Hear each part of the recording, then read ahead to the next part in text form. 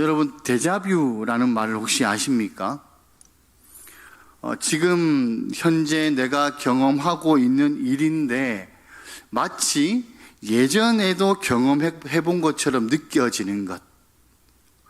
내가 이 길을 내가 얼마 전에 간 것 같은데? 혹은 이런 느낌이나, 내 이 장면 꿈에서 봤어! 뭐 이런 거 있잖아요. 이런 것을 데자뷰라고 얘기합니다. 이 프랑스어입니다. 같은 상황이 반복되는 것처럼 여겨지는 것이 바로 그 말의 뜻입니다. 그런데 그 상황이 악몽 같은 상황의 반복이라면 여러분은 어떠시겠습니까? 아무래도 마음이 두렵고 무섭고 힘들고 불안하시겠죠. 오늘 우리가 읽은 본문의 말씀에 나오는 다윗의 모습이 지금 그런 상황에 있다라는 겁니다. 우리가 읽진 않았지만 24장 앞에 장이죠. 24장과 26장의 그 내용이 너무나 많이 닮아 있습니다. 먼저 숨어있던 다윗의 행방을 보고받는 이 사울의 장면이 24장 1절 엔게디에서 24장 1절에 나타나는 것과 또 26장 1절에 나타나는 장면이 똑같습니다. 그리고 사울이 군인 3,000명을 이끌고 다윗을 쫓는 장면이 24장에도 2절에 나오고 26장에도 2절에 나옵니다. 똑같이 나옵니다. 그리고 사울을 죽일 수 있는 절호의 기회를 다윗이 얻는 것도 비슷하게 나옵니다. 물론 장면은 다릅니다. 24장에서는 동굴로 사울이 용변을 보러 갔다가 이미 그 안에 있었던 그 안에 다윗이 있었던 모습이고, 이번에는 사울의 진영에서 사울이 자고 있는 모습입니다. 근데 어쨌든 사울을 죽일 수 있는 절호의 기회라는 것은 굉장히 유사하다라는 것이죠. 또한 다윗의 주변 사람들이 사울을 죽이려고 권유하는 것도 비슷한 장면으로 나타납니다. 또 다윗이 하나님의 기름 부음 받은 사울을 죽이기를 거부하는 장면도 24장과 26장이 반복이 되고요. 그리고 죽일 수 있었지만 살린 이후에 사울이 그 사실을 알고 자기의 잘못을 뉘우치는 장면도 24장과 26장에 동일하게 나타나는 것을 우리가 볼 수가 있습니다. 다윗의 입장에서는 어떻게 보면 데자뷰 같은 장면이라는 것이죠. 24장과 26장, 어떤 혹자들은 24장과 26장에 혹시 사건이 똑같은 사건인데 이거 잘못 기록된 거 아니야? 라고 얘기하는 사람도 있지만 절대 그렇지 않습니다. 이 사건은 의도적으로 기록되어진 것뿐만 아니라 분명히 엄연히 다른 두 가지 사건이고요. 사무엘서의 저자가 24장과 26장을 통해서 우리에게 무언가 교훈하고 싶은 것이 있었기 때문에 유사한 표현들을 사용하고 있다라는 겁니다. 그러면 왜 24장과 26장에서 비슷한 장면들을 반복하는 것을 이 사무엘서의 저자가 기록하고 있을까요? 가만히 보면, 본문을 살펴보면 우리의 일상의 삶과 좀 닮아 있다라는 것을 우리가 발견할 수 있습니까? 무슨 말이냐면 우리 인생에 끊임없이 반복되는 일상이 우리는 채워져 있습니다. 우리의 그 인생은 끊임없이 반복되는 일상으로 채워져 있다라는 것이죠. 물론은 기쁠 때도 있고 즐거울 때도 있고 행복할 때도 있지만 어쩌면 훨씬 많은 부분이 어렵고 슬프고 아픈 일들이 우리에게 반복적으로 찾아올 때가 우리의 인생에는 있다라는 겁니다. 근데 어떤 것은요, 정말 근본적으로 해결되지 못할 것 같은 문제들, 진짜 내가 아무리 애를 써도 도저히 어떻게 할 수 없을 것 같은 문제들이 우리 앞에 떡 놓일 때가 있다라는 겁니다. 그리고 이 문제들이 좀처럼 해결될 것 같지 않는 그런 모습들이 우리에게 나타날 때가 있다라는 거예요. 신앙생활을 하면서 변하지 않는 현실, 나에게 변하지 않는 현실 때문에 낙담할 때도 있게 된다라는 겁니다. 어떨 때 좀 해결했다 싶을 때 한숨을 딱 돌리려 그러면 또 동일한 문제가 우리 앞을 막을 때가 있다라는 것이죠. 어떤 사람에게는 그것이 진로의 문제, 미래에 대한 문제일 수도 있고, 어떤 사람에게는 그것이 관계의 문제일 수도 있고, 어떤 사람은 그것이 가정의 문제일 수도 있고, 재정의 문제일 수도 있고, 자녀의 문제일 수도 있다라는 겁니다. 이런 여러 가지의 문제들 가운데 반복되면서 도저히 내 힘으로는 이겨내기 어려운 문제들이 우리에게 찾아올 때가 있다라는 거예요. 여러분, 본문에 나타나는 다윗에게 그런 반복되는 어려움의 문제가 무엇이었겠습니까? 24장에서도 얘기하고 있고 26장에서도 얘기하고 있지만 사울에 대한 문제라는 것이죠. 사울이 계속해서 자기를 추적해오고 자신을 죽이려 한다라는 겁니다. 24장에서 문제가 어느 정도 해결된 것 같아요. 이 사울이 용변을 볼 때 다윗이 사울의 옷자락만 베고 사울에게 그것을 알리고, 그리고 사울이 회개하면서 흐느끼면서 그렇게 문제가 다 해결되어진 것 같은데, 근데 사울이 또다시 마음을 고쳐먹고 다시 칼을 빼들고 군사를 이끌고 또다시 다윗을 잡으러 오는 장면이 또 26장에 반복되더라는 겁니다. 변하지 않는 현실이 사울인 것처럼, 다윗에게 사울인 것처럼 우리 앞에도 변하지 않는 현실들이 버티고 있을 때 우리는 어떻게 하냐라는 것이죠. 그냥 낙심해서 두 손을 놓고 한숨만 쉬고 있을 수는 없는 것입니다. 변화하지 않는 상황, 바뀔 것 같지 않는 문제 앞에서 우리는 그러면 어떻게 해야 될까요? 다윗은 그런 문제 앞에서 어떻게 했을까요? 우리가 오늘 본문을 통해서 두 가지 이 지침을 우리가 발견하고 기억했으면 좋겠습니다. 첫 번째는 뭐냐 하면 같이 한번 따라 하겠습니다. 반복에 지치지 말라. 동일한 문제, 반복되는 문제, 도무지 해결될 것 같지 않는 그런 보이지 않는 문제가 계속해서 내 앞에 닥쳐올 때 우리는 쉽게 지칠 수가 있다라는 거예요. 그때 성경은 우리에게 이렇게 말씀합니다. 시험 속에서, 반복되는 시험 속에서 인내하라. 하나님의 계획과 섭리가 그 가운데 있다라고 말씀하고 있다라는 겁니다. 야고보서 1장 2절과 4절의 말씀인데요. 우리 같이 한번 읽어보겠습니다. 시작. 내 형제들아, 너희가 여러 가지 시험을 당하거든 온전히 기쁘게 여기라. 4절입니다. 인내를 온전히 이루라. 이는 너희로 온전하고 구비하여 조금도 부족함이 없게 하려 함이라. 자, 우리가 인생을 살다 보면 여러 가지의 시험을 만난다라는 거예요. 그 시험들이 반복해서 우리에게 올 때가 있다라는 겁니다. 여기서 여러 가지 시험이라는 것은 다양한 종류의 시험이라는 뜻도 있지만 계속해서 반복되어지는 시험, 비슷한 유형의 시험들, 고난들을 계속해서 받을 때 우리가 지치기 쉽다라는 겁니다.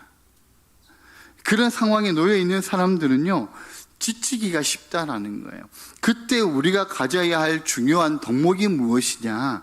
성경은 우리에게 인내라고 말씀하고 있다라는 것이죠. 인내하라라는 겁니다.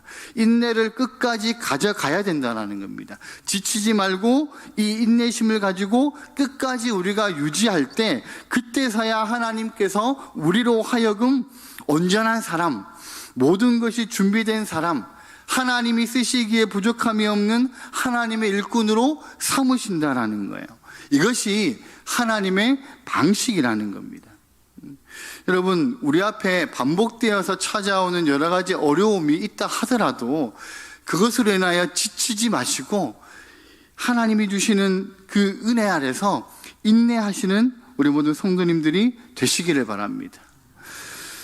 우리에게 다가오는 반복되는 시험이 때로는 나의 약점을 찌르고 나의 한계를 시험할 때가 있습니다. 다윗에게 그 사울과 같은 그 어려움이 지금 한두 번이 아니잖아요. 지금 다윗이 가장 잘 나갈 때 지금 사울의 딸과 결혼하여서 한창 사람 국민들에게 인기가 있을 때 그때부터 다윗은 위기였거든요. 그 위기의 상황이 지금 한 해, 두 해가 아니라 앞으로도 계속 사울이 죽기까지 그 10년이라는 시간 동안 계속해서 반복해서 온다라는 거예요. 여러분, 그때 다윗이 지치지 않더라는 거죠. 여러분, 지치지 않고 하나님의 섭리를 기대하면서 인내를 온전히 이루게 될 때, 그때 하나님께서 우리를 빚어 가실 것이라는 겁니다. 그런데 하나님께서 이 계속되는 반복의 훈련을 통해서요, 하나님의 사람들을 훈련을 시키시는데 조금씩 그 훈련을 통해서 변화시켜 나가시더라는 것이죠. 오늘 다윗도 24장에 나타나는 비슷한 사건과 오늘 26장에 나타나는 사건이 약간 반응이 다르다라는 것을 우리가 알 수 있습니다. 24장과 26장이 굉장히 유사한데 거기에 나오는 다윗의 반응이 다르다라는 것이죠. 24장에서는 다윗이 굴에 숨어 있었어요. 되게 수동적이라는 것이죠. 근데 오늘 본문에 보면 다윗이 사울이 있는 그 장소에 정탐꾼을 보내서 자신을 잡으러 온 사울을 찾으러 가는 그런 능동적인 장면으로 변화가 되어져 있습니다. 그냥 소극적으로 그렇게 수동적으로 가만히 있는 그런 다윗이 아니라 능동적인 다윗으로 변화되어져 있더라는 것이죠. 그리고 24장에서는 이 동굴에 사울이 홀로 동굴에 있었지만 지금은 사울이 군인들과 같이 그 진영에 같이 있거든요. 그럼에도 불구하고 다윗과 아빗의 단 둘이서 적진으로 적극적으로 침투하는 장면들이 나타나더라는 것이죠. 그러니까 소극적이었던, 수동적이었던 다윗의 모습에서 이제는 적극적인, 능동적인 다윗의 모습으로 변화가 되더라는 겁니다. 그리고 24장에 보면 이 용변을 보고 있는 사울의 옷자락을 다윗이 베고 난 다음에 다윗이 그 마음에 굉장한 심적 갈등을 느낍니다. 그 마음이 찔렸다라는 것이죠. 근데 오늘 우리가 읽었던 말씀에 보면 사울의 물병과 창을 적극적으로 가지고 오고요. 또 그것을 근거로 나는 죄가 없습니다 라고 그렇게 선언하고 증명하는 다윗의 모습으로 바뀌어져 있더라는 거예요. 그리고 기름 부음 받은 자를 치지 말라라는 이 대원칙이 더욱더 명확하게 확립이 되어져 있더라는 겁니다. 그러면 24장과 26장에 나타나는 다윗의 자세가 왜 달라졌느냐라는 것이죠. 다윗은 이 반복해서 다가오는 고난 앞에서 의연하게 대처하는 모습으로 변화가 되었는데 왜 그렇게 되었냐라는 겁니다. 여러분, 왜냐하면 24장과 26장 사이에는 무엇이 있을까요? 25장이 있습니다. 그죠? 24장과 26장 사이에는 25장이 있습니다. 자, 그러면 이 다윗이 왜 그렇게 소극적이었고 그렇게 수동적이었던 다윗에서 왜 이렇게 능동적이고 적극적인 다윗으로 바뀌었는지가 25장에 나타나더라는 것이죠.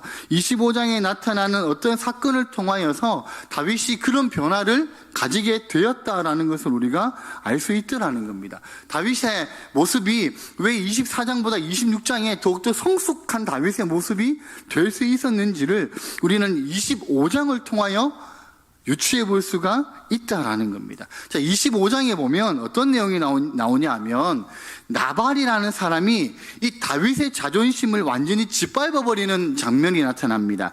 25장 10절과 11절의 말씀인데요. 우리 같이 한번 읽어보겠습니다. 시작. 나발이 다윗의 사원들에게 대답하여 이르되 다윗은 누구며 이새의 아들은 누구냐? 요즘에 각기 주인에게서 억지로 떠나는 종이 많도다. 자, 21절입니다. 내가 어찌 내 떡과 물과 내 양털 땅 깎는 자를 위하여 잡은 고기를 가져다가 어디서 왔는지도 알지 못하는 자들에게 주겠느냐 한지라. 다윗이 도망을 가다 보니까 음식이 많이 부족하죠. 그래서 마침 나발이라는 사람이 부자였습니다. 이 사람이 그 양털을 깎고 있는 장면을 보게 되고, 그래서 다윗의 아랫사람들을 통하여서 이 나발에게 우리의 우리에게 음식을 좀 나눠주면 우리가 당신들을 지켜주겠습니다 라고 얘기를 전하라 라고 얘기합니다. 그래서 사환이 이 나발에게 가가지고 이 다윗이 한 말을 전했죠. 그 다윗이 전한 말의 반응이 10절과 11절의 반응입니다. 다윗이 누구냐라는 거죠. 요즘에 주인에게서 도망가는 종이 있던데 다윗이 그런 거 아니냐, 뭐 이렇게 얘기하면서 비아냥을 그렸다라는 거예요. 다윗이 이 돌아온 사환에게 그 이야기를 듣고요, 화가 머리 끝까지 났습니다.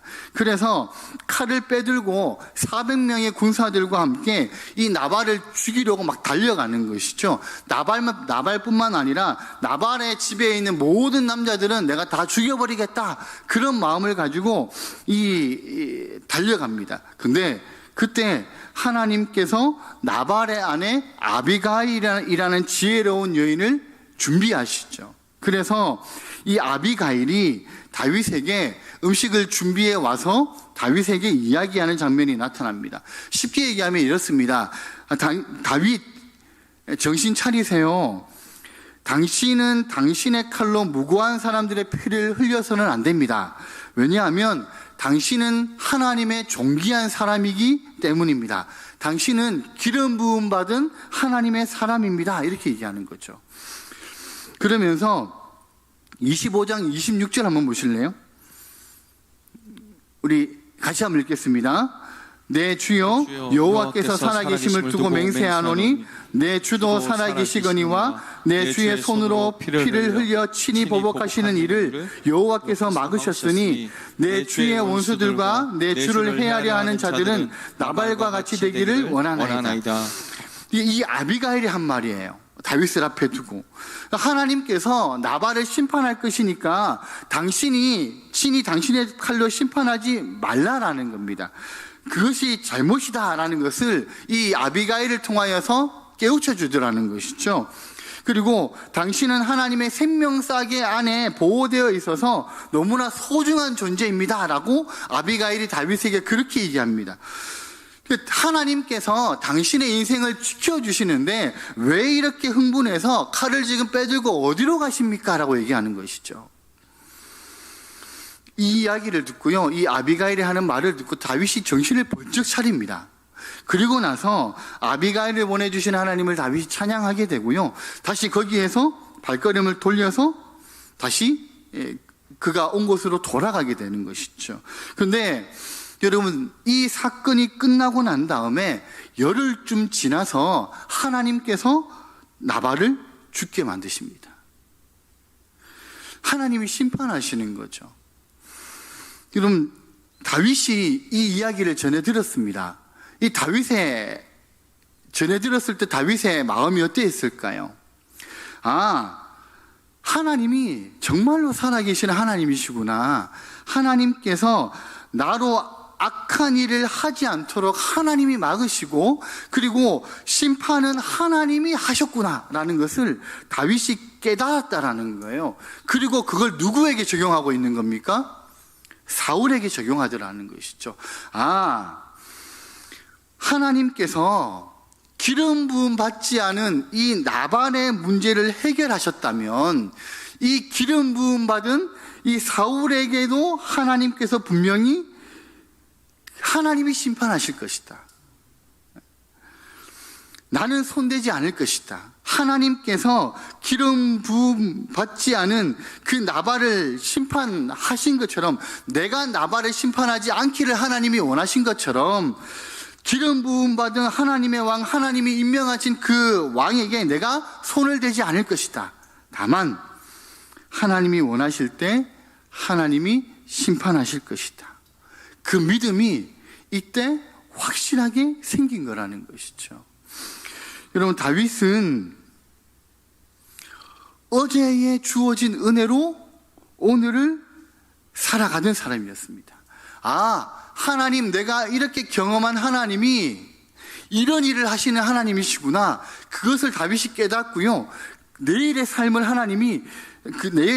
다윗이 그것을 적용하면서 살아갈 수 있게 되었다라는 거예요.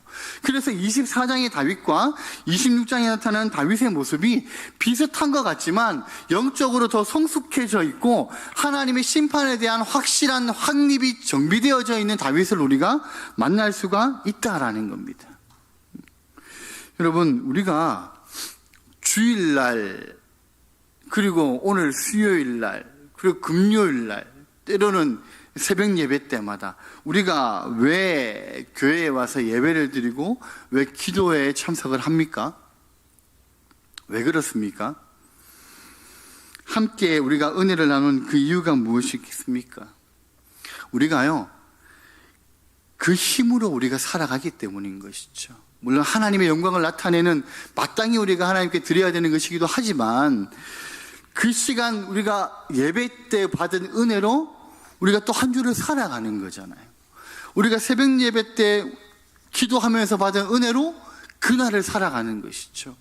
우리가 수요 예배 때 받은 은혜로 또 남은 시간들을 살아가는 겁니다. 내가 품은 하나님을 향한 그 놀라운 간증, 내가 받은 그 은혜로 내가 내일을 살아가는 거예요. 다윗이 지금 그렇게 살아가더라는 것이죠. 오늘 내 앞에 주어진 반복적인 일이라 할지라도 그 일을 우리가 능히 감당할 수 있는 것은요, 오늘 받은 은혜로 우리가 내일을 또 살아갈 수 있기 때문이라는 것입니다. 그래서 우리가 큐티를 하고 묵상을 하고 말씀을 보고 기도하는 이유가 여기 있다라는 겁니다. 그렇지 않으면요, 우리는 하루하루를 살아가기가 너무 힘든 사람들이라는 거예요. 우리가 말씀으로 하루하루 우리에게 주어지는 그 말씀을 따라서 우리가 힘을 내어서 하나님의 은혜로 살아가지 않으면 우리는 매일매일 넘어질 수밖에 없는 사람들이 우리라는 것이죠.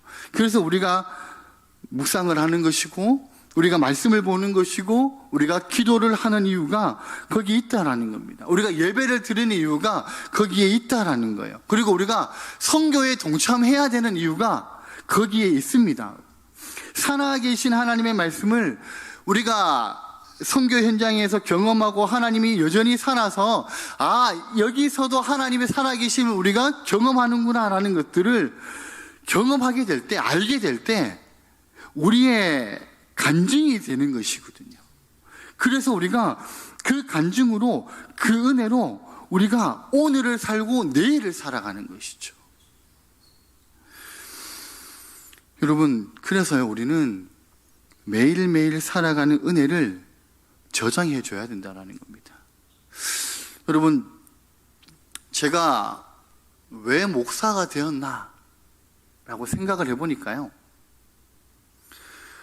청년 때 받은 은혜 때문이었습니다. 청년 때 받은 은혜가 있어서 목회자로 부르심을 받은 것이고요, 내가 하나님의 일들을 감당해야 되겠다라고 청년 때 받은 은혜로 그 결정을 했더라고요. 그래서 제가 저희 청년들한테 그렇게 얘기합니다. 지금 너희들이 받는 은혜를 많이 저장해 놔라. 많이 저장해 놨다가 진짜 너희들이 힘들 때, 진짜 너희들이 반복되는 위협 앞에서 힘들어질 때, 그때 그 받은 은혜가 너희들을 살릴 것이다. 여러분, 우리의 자녀들이 그렇게 살아가지 않겠습니까? 그러면 오늘을 살아가는 우리들도 똑같은 거잖아요. 우리가 지금 받는 하나님의 은혜들을 잘 저장해 놔야 되죠.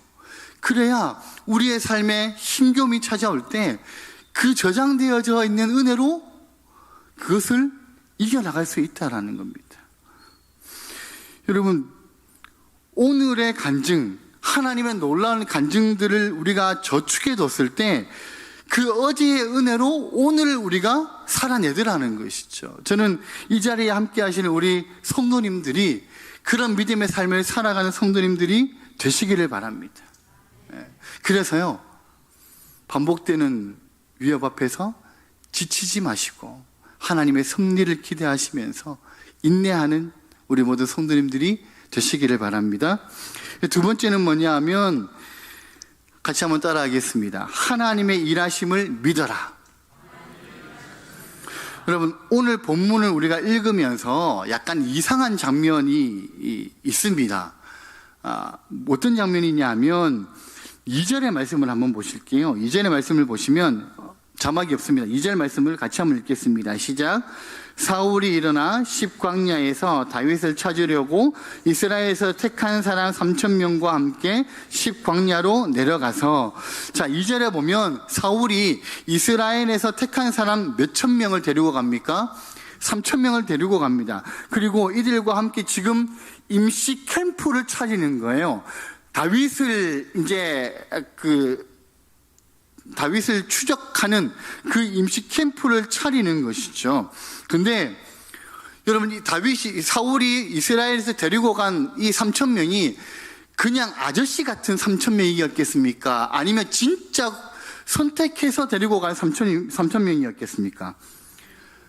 그저 택한 사람 3,000명이라고 되어 있잖아요.